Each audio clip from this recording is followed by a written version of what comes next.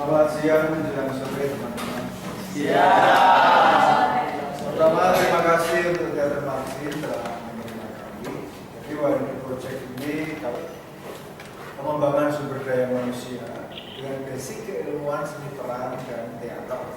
Kenapa kemudian program ini ada dan kemudian kita kelilingkan? Kita lihat judulnya kilasan sejarah persebaran sistem steriologi. Kira-kira itu yang bisa saya jelaskan di dalam mengenai Waringin Project dan mengapa perkuliahan ini ada. Kita akan bicarakan sistem itu apa sih? Yang dimaksud sistem steriologi itu apa? Bagaimana Anda belajar acting selama ini? Acting kan kalau dari segi pandangan saya bisa dari pemahamannya tentang karakter yang akan dibawakannya dalam peran tersebut. Ya. Padahal dulu saya sepakat kita pernah bertanya sebetulnya dari mana sih ini pelajaran ini? Ya. Tapi lucunya ketika kalian masuk kita ini masuk ke acting, kurang lebar, kurang lebar lagi, wah lebaran apa? Tadi kamu memerankan peran ini itu sangat bagus banget, kamu mirip banget gitu. Nah, jadi bisa disebut gagal atau Kalau menurut saya,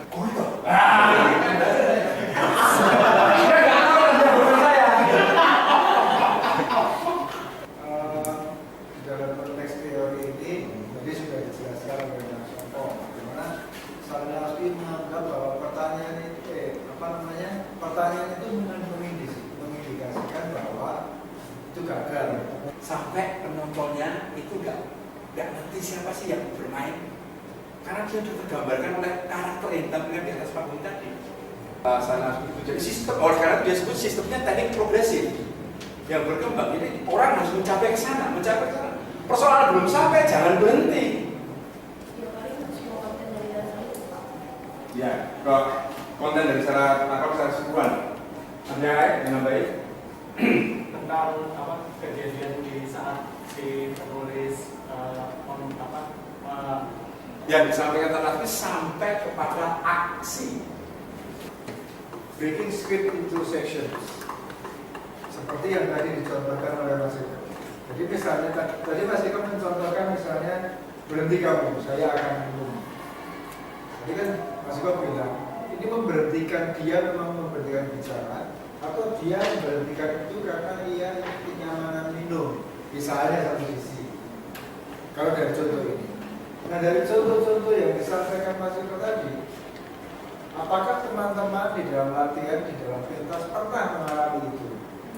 Nah, siapa sudah pernah? Ya, pernah. Nah, artinya mengapa pernyataan ini menjadi penting? Kita akan ngerti bahwa semua yang dimasukkan oleh Stanislavski itu kita pernah mengalami.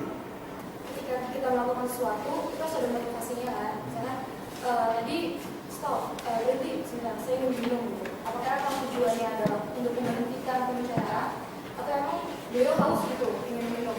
Tapi kan kita lihat lagi kejadian sebelumnya, jadi ada motivasi, ternyata kejadian sebelumnya itu misalkan ketika emang sudah emang sedang kelelahan, akhirnya dia memberhentikan pembicaraan karena dia haus. Juga sama ya, itu dari turun-temurun dia bilang begitu. Pelatihnya dari pelatihnya, tapi nggak pernah menulis. Nah, kira-kira pertanyaan seperti ini, pengalaman seperti ini, itulah yang diungkapkan sama sejak tahun 1908. Lalu melalui riset-riset dan sebagainya, tulis dan sebagainya.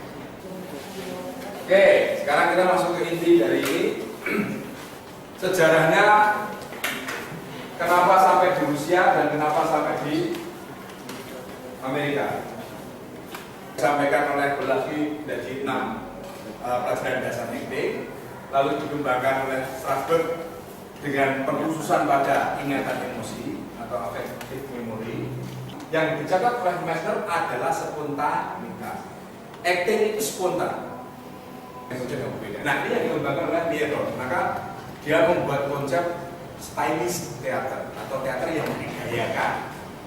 Pavlov juga realisme di panggung dengan realisme di kenyataan itu adalah dua hal yang berbeda, memiliki nilai, bentuk, dan lain-lain yang sudah berbeda. Lalu dia mengembangkan itu di dalam panggung, dia sebut sebagai fantastik realisme.